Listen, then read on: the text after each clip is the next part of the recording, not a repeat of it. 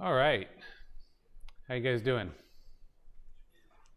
Better now that the exam's done and gone? You guys had a lot this week? Some of you in Dr. Wolshan's class as well, so that's Tuesday, right? Tis the season, I guess. How did you feel about the exam Tuesday? Rough. You know, just to get a nice set of feedback. I'm not going to do this for like participation points or anything, but there seems to be less than 50 of you here right now, so we'll hop in this, and I have a few questions about like really how you felt about the exam. You can, like I said, I'm not gonna take attendance with this one, but so you can just keep it fully anonymous however you like. But just 3 quick questions about kind of how you felt about the difficulty, how you felt about your preparation, and that kind of stuff.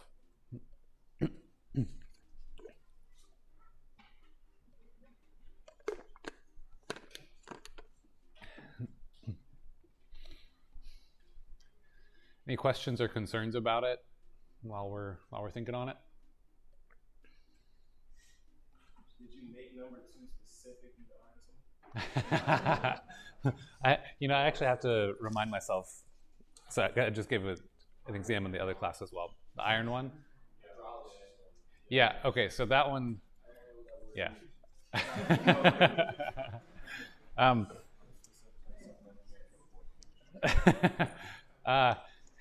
The unfortunate part is that was probably the easiest one, but there's like a red herring there, and that was probably unkind of me because it was just mass balance. You didn't need any chemistry on it.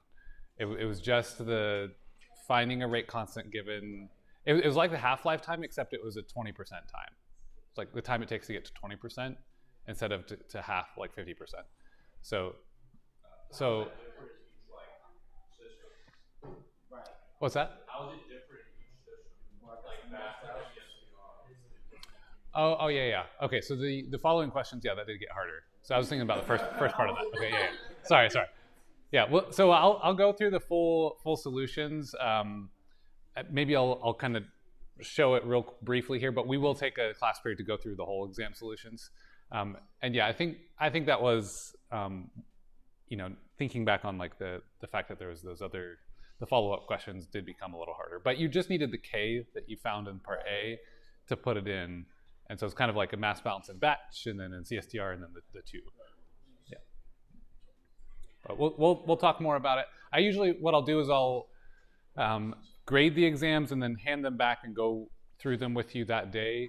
I know that I won't be able to even start grading them until after this coming weekend, so it'll be a week or so. Okay, so for the exam though, how did you feel about the length?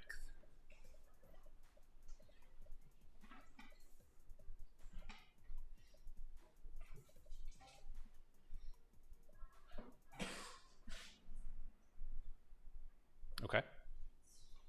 Very good. One person got the right answer? No, kidding. Okay, how well prepared did you feel?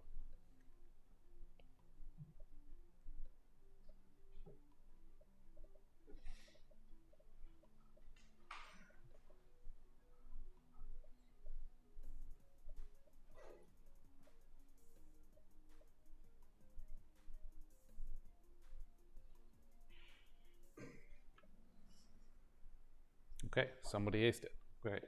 At least we got one person answering the questions right today. No, okay, so good to know though. In fact, I'm actually in some way happiest when the blue here is one of the lower numbers, because that always feels really bad if you felt like you knew it, you felt like you prepared well, and then you get to the exam and it feels like it didn't actually work. One thing I'll note is, and I had one question at the tail of the exam last time, was that I do give a lot of partial credit. We'll talk more about that, but I'm looking for the process there.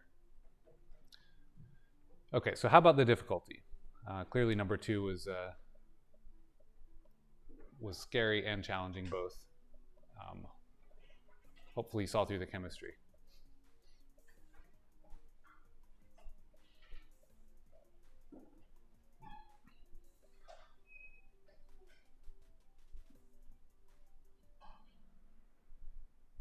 Okay. Cool. Yeah, and so that's what I consider the right answer, is what I hope for is challenging but manageable. So I'm glad to see that. Of course, I'm not mad if it is easy for some of you either. But okay, cool. Thank you for that. We will continue in granular filtration now. I think at earliest I might have the exams back for you in a week from now, but that's probably a little. Oh wait, a week from now, that's fall break, isn't it? Okay, so probably after fall break. So we'll go through those. Since our material kind of builds on itself, I do find it useful to just go through the solutions with you, kind of see if and what went wrong. So we'll do that, but today we're going to pick back up on granular filtration. So we had talked about it before the exam. I kind of gave a big picture overview what granular filtration is about, what it looks like, and we didn't go into any of the math or description of how to solve any of the problems.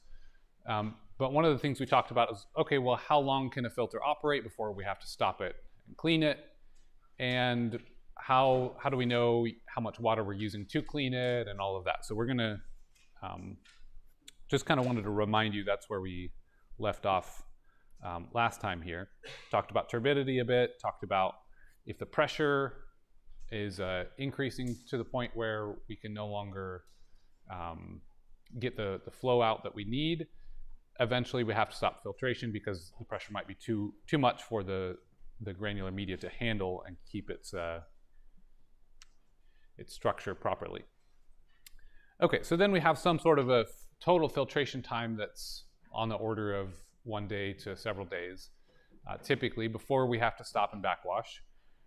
And when we stop and backwash, we're going to have to do the backwashing for 10, 20, maybe 30 minutes. Maybe we'll include this air bubbling step. We saw a couple videos doing that. Then flush all that dirt and grime out. Then once we start operation again, we're still getting too many particles coming out because we had just loosened everything and we didn't flush every last particle out. So now we have to rinse it for a few minutes, maybe 15 minutes, before we can start using the water that's coming out. So with all of that, we spend a long time producing water, and then we have to stop and use some of that water we just produced to send it backwards to clean it up. So that's where we left off last time. So we'll start the next set of slides here.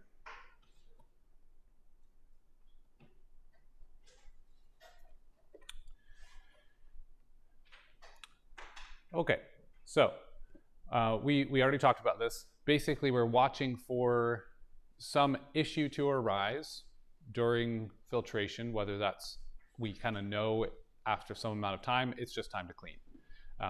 Maybe it's that pressure limit. And really, we should probably always have this turbidity limit, right? So at the very start, when we're ripening the filter, if we have some limit here, pretend that's a straight line, then we're probably over the limit for the first few minutes, and then it drops and then slowly increases for turbidity, meaning how much particles are there. So we should probably always have some online constant turbidity monitoring because it's really easy to do. It's not any fancy equipment that you need to do to see if light's being scattered. And then as soon as too much light's being scattered, that means there's too many particles, then we'd stop it. So that would be we would end the filtration here. If this was the rinse here, this would be filtration. We would stop the filtration and do backwashing.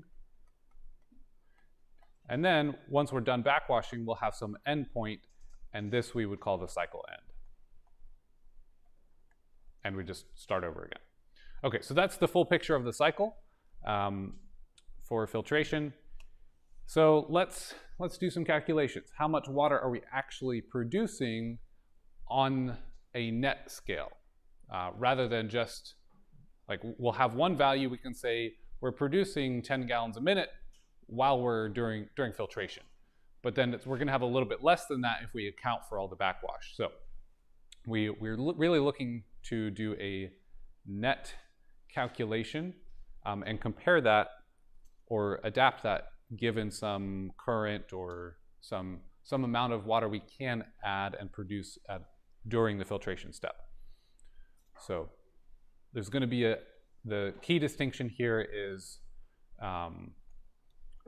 really the water production rate or the flux or whatever you want to call it during filtration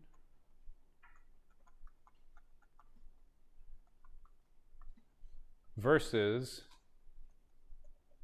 the net water produced.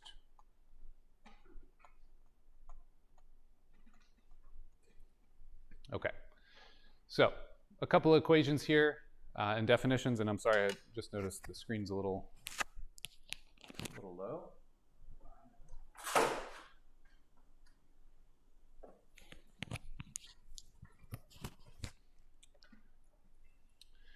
So a couple of equations we need.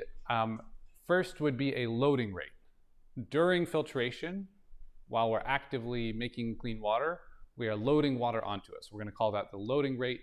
And we'll have some typical value between 5 and 25 liters per square meter per second.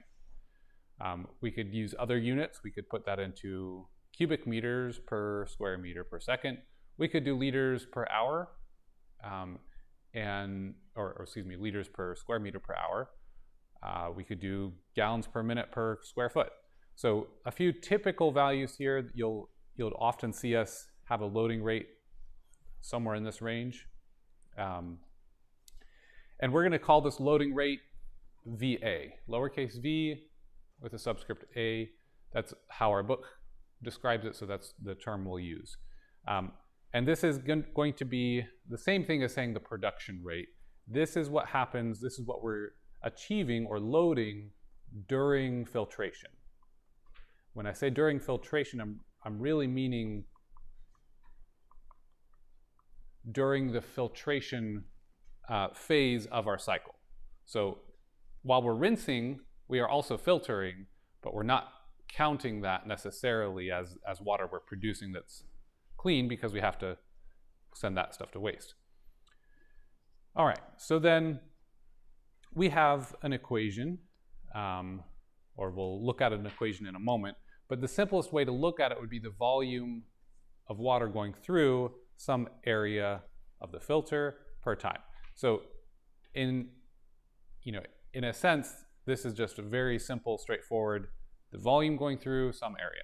And this gives us what we could call a flux. We'll see that with the membranes as well. Volume per time per area. We could even, if we, let's say, took cubic meters per square meter per second, we could call it meters per second, right? So it's really the speed at which water is flowing through an area. Given this big filter bed, we could measure the speed of the water heading through. And if we knew something about the filter size, then we know something about how much water we're getting. Okay, so one thing I'll note here is whenever we're talking about like these flow rates, it can get a little confusing, and we'll talk about the flow rate that an entire treatment plant needs to produce, and that's going to be different than the amount of water that a given filter is producing, which could be either in net or in the moment of filtration. So keep in mind that we will have problems that say, how many filters do we need to achieve some goal? And it's very common to have multiple filters instead of one massive granular filter because we do have to take them offline to maintenance, to backwash. Occasionally, we might have to do some sort of plumbing. So it's nice to be able to have backups. Let's say a plant needs 10 filters worth, maybe they'll install more than that. What we're going to find with our math is say, okay, given that we know routinely they have to be offline, on the net we can operate them at this rate. How many are we going going to achieve, and that's going to tell us, we can relate the amount of flow we're getting from one filter to the amount of flow the entire plant needs. Okay, so we'll talk first about the efficiency of a filter on a water basis. So we've got this filter efficiency parameter nu, symbol here. And this is simply going to be like what portion of water are we actually achieving as usable water. So this is not telling us as much about the flow, but more so like how much water is going to waste, or how much, what percent are we actually able to use and is not going to waste. So on a water basis, all we have to do is look at that volume filtered minus the volume wasted for backwash minus the volume wasted for rinsing. So that would be the volume filtered minus backwashed minus rinse divided by the volume filtered. Okay, so when we describe this, I think it's useful to put it on this little timeline where we have the water production or filtration happening. We would have our backwash, and we'd have our rinsing. We may also have an air purge. And so we talked about kind of the scope of this, but the next question is, well, how do we find the volume for each of these pieces? Because we can take a look at these, we usually have some sort of information about the loading rate. That's volume per area per time. We can find the volume if we know the area and the time, right? So we said VA at least for a loading rate, that was volume per area per time.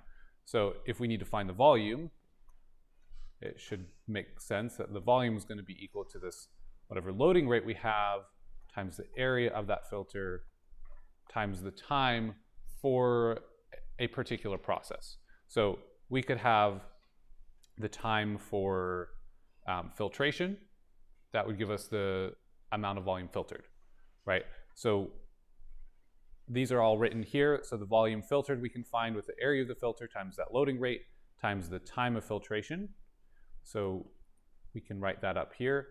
On a timeline here, that would be TF, right? That longest part of our system, or at least we hope it's the longest part, is TF.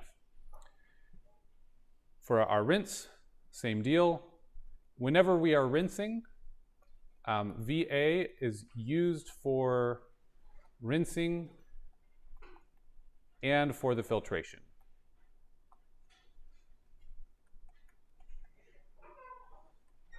So the amount of water we load, or the rate at which we load water onto our filter, when we're rinsing it, we just want to start at how it's going to be operating, right? So as we start rinsing it, we are using clean water to make sure to like clean it up nicely, but or that water is going to waste. But what we're going to do is just start operation as if it was normal otherwise, right? So we're going to rinse it, and in that sense, we will use the same VA. And I meant to make this a lowercase. I'm going to try to make that clear.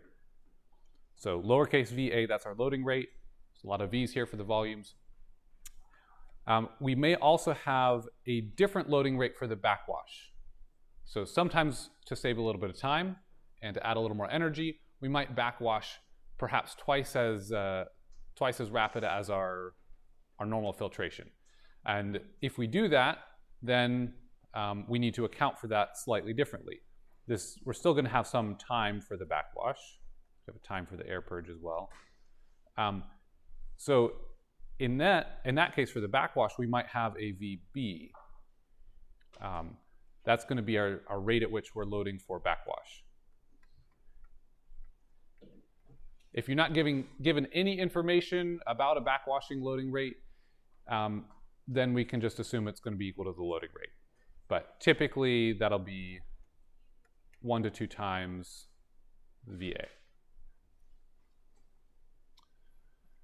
Okay, so that gives us a way to find all the volumes. If we find all the volumes, then we can find our water efficiency. And if you stop a moment and think about it, we talked about how we're going to operate these filters for like 24 hours at a minimum, maybe 72 hours. And then it's just going to take a matter of like 20, 30 minutes to do the backwashing and rinsing. So with a scale, water production in those kind of ratios, we can see that our water efficiency should be pretty good. We're not wasting too much of that water, at least on a time frame. So we can expect this to be probably greater than 0.95. Of course, it's never going to be more than 1. We can see that because we have VF divided by itself, but on the top it's VF minus some things. So we're starting at 1 if there's no water used for backwash or rinsing, and then we're slightly smaller than that if we have some water used for backwash and rinse. Okay, so how about a net loading rate? So here we're going to account for more than just the water, but also the time. So water and time. And this is what we need to really figure out, okay, how many of these are we going to need under a particular scenario. And our book describes this, thankfully not another V here. We're going to use R subscript EF, so the effective loading rate is what that's going to stand for. So that's going to be, we can load the filter, let's say at 10 liters per square meter per second or hour or whatever. And then effectively, once we account for the other water losses and the time we spent not filtering, we're going to have something slightly less than 10. So this should be 9 point something in that case. So if we want a rate that accounts for the total cycle, so that it averages over everything, that's what we're getting with REF. So this is sort of a average over the cycle.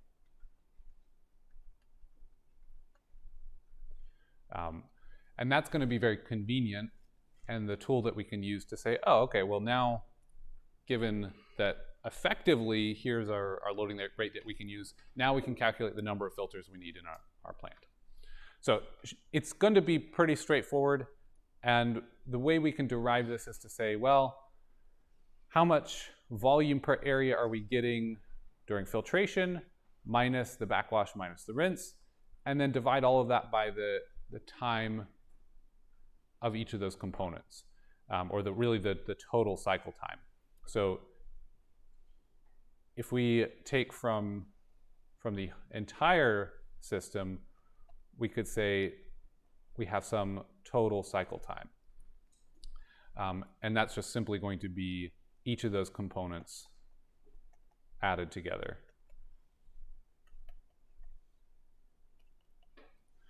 So we now see that total cycle time here, and we can divide that area, all of these here, we can just put in the denominator. So we simplify down to something that looks a lot like our filter efficiency on a water basis, but this is our effective loading rate. And it's going to have units of volume per area per time. Whereas the effective loading rate, the filter efficiency is just an efficiency unit, right? Volume per volume, it's just a percentage. Here we have units, and that's going to give us units that should be the same as VA. So we can always expect that this R effective is going to be a little bit less than VA, but close. Now, there's one potential confusion here, or potential way to check yourself. I'm going to make a note about it. When we think about the fact that our effective loading rate is going to be a little bit smaller than the actual loading rate, we might think to ourselves, well, that should be like, maybe we could multiply this actual by the efficiency term that we just calculated and get this answer. That's almost correct, but it's not quite, because the that filter efficiency is not accounting for the time. So the effective loading rate does account for time in the sense that maybe you had a high backwashing loading rate, you used a lot of water but a little bit of time. Or perhaps you spent a lot of time air purging. So that's a lot of time that nothing was happening to the water, so that was nothing to do with the filter efficiency, but you're not producing water during that time, so that's going to affect the loading rate. So what I will say is that it might be tempting to say that this loading rate times the filter efficiency, you might think it would be equal to this effective loading rate, but it's not.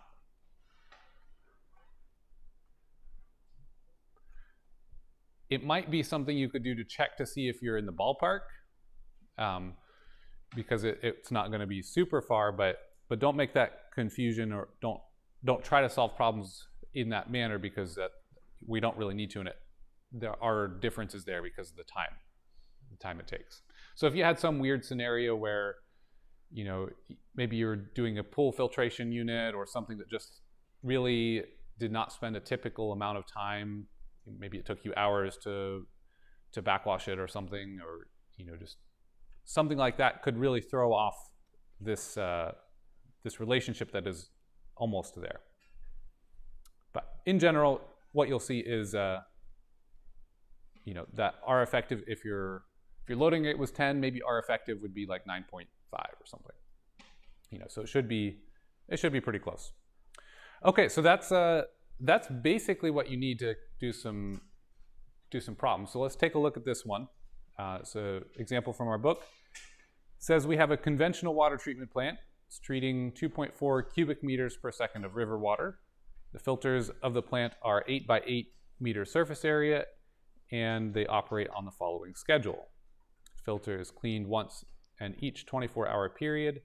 A backwash rate is 10 liters per square meter per second for a period of 8 minutes. It takes an additional 8 minutes to drain the filter, break up the media with air injection, and of the total filter cycle time of 24 hours, 15 minutes is used for rinsing the filter after backwashing. So during production, water is applied to the filter at a rate of 5.5 liters per square meter per second. So part A says what is the filter efficiency, and part B says what is the minimum number of filters required by the plant. Okay, so I'm going to write up here the equations, and I'll give you a few minutes to take a look and think about it. I'll start writing up pieces of the solution here, but just work on it.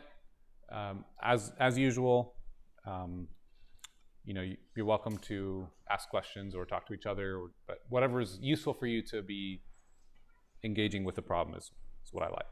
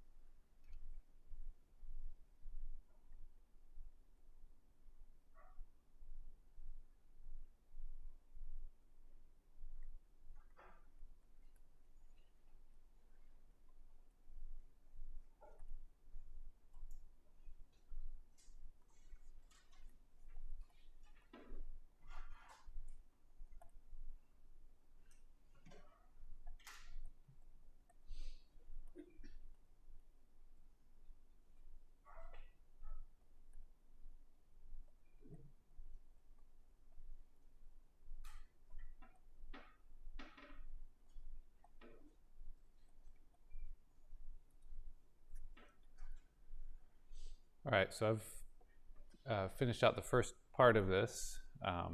What you'll see, and I'll give you a couple more minutes in case you needed a little more time for part B, but I'll talk you through this part. For the filter efficiency, we need the volumes. To use this formula to get the volumes, you need to get the area that was provided, 8 by 8, should be 64 square meters. We were given a loading rate and a backwashing rate. Those will tie into our equations that we'll use to solve for the different volumes. And then the other piece is we need the times. So we'll notice that we weren't given a filtration time, we were just given all the other pieces, right? So it's a 24-hour cycle time, 8 minutes for backwashing, 8 minutes for air purge and filter breakup time, and 15 minutes for rinsing. So what's left is 23 hours and 29 minutes. Probably best to put that in one coherent unit. So in Excel, I went ahead and put each of these in seconds so that I didn't have to convert. You could convert your loading rates into hours or minutes or something if you wanted to. You just have to make sure you get everything consistent across the board. So you also have to convert from liters to cubic meters. So for example, the backwashing loading rate should be 0.010 cubic meters per square meter per second.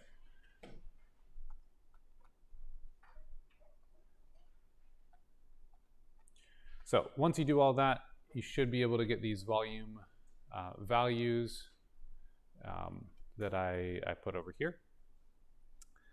And then that gives us a filter efficiency of 0.979 or 97.9%. Yeah. For the VA, wouldn't it be 0.005? Yes. Yeah, sorry. Exactly right.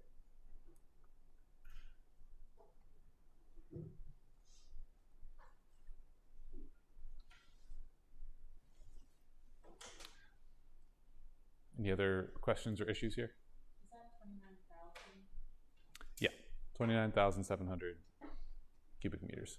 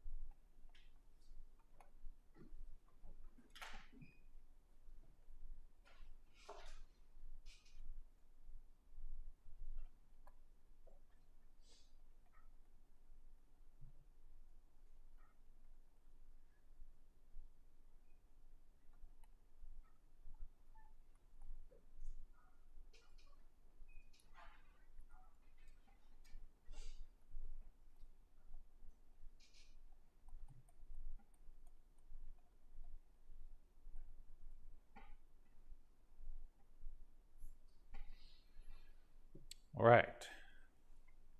So I just moved to this next page here, and I wanted to show you kind of what that looks like to solve for the number of filters required by the plant.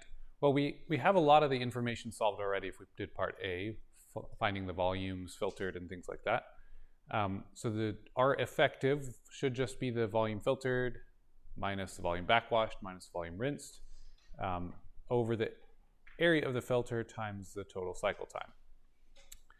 That should come out to be just a little bit below the loading rate. So the filter loading rate was 0.0055 cubic meters per square meter per second. And here we have 0.00527. So that matches up. That looks good. And we can then find essentially the amount of water that one filter is going to produce effectively and compare that to the total amount we need. So we can say, and there's probably a couple different ways you could look at this. You could solve for the total area of filters required given this effective loading rate, and then say, well, now it's 64 square meters per filter. At any point, you can add that per filter. So technically, I could take these units right here for this Q provided by one filter, and just imagine that I said divided by one filter as a unit. So then if I'm getting units in filters, we have some flow per filters, we can apply that and take this unit balance so that we end with a value over here that's in filters as a unit. So you can do that. That might help as you're looking at it. Even this area of the filter here, you could say that's the area per one filter, right? And that would be where you would get the units. Okay, so with that, there's a couple different ways you could approach it algebraically, but at the end of the day, you're going to have some comparison of what your total demand is compared to what a particular filter can provide. And here I'll take that 2.4 cubic meters per second required by the entire plant, divide that by this 0.3372 cubic meters per second that I found that one filter could effectively provide. That gives us an answer of 7.12, but we cannot install just part of a filter. It wouldn't really make sense. And we were asked how many are needed. That means we need more than 7. So that means we need 8. Okay. That does build in a little bit of flexibility, a little more time in case one filter has to go down for a little longer or something. And so perhaps from a design front, maybe we would say, okay, well, if 8 is really the minimum we can get away with, maybe we should have 10. So it could look like that. That could leave some room for expansion. That's basically it. The granular filtration is pretty straightforward. What we'll see next time is that membrane filtration kind of takes the same flux idea, so water flowing through some area, and we do a bit more with it. So just a reminder, I'll post this actual quiz soon, maybe probably sometime next week. You'll have a little bit of time for it. But this cryptosporidium outbreak paper, we talked about it last week, has a lot to do with the granular filtration. So take a look. And that's all I've got for you today. So with that, have a good weekend, and we'll see you on Tuesday.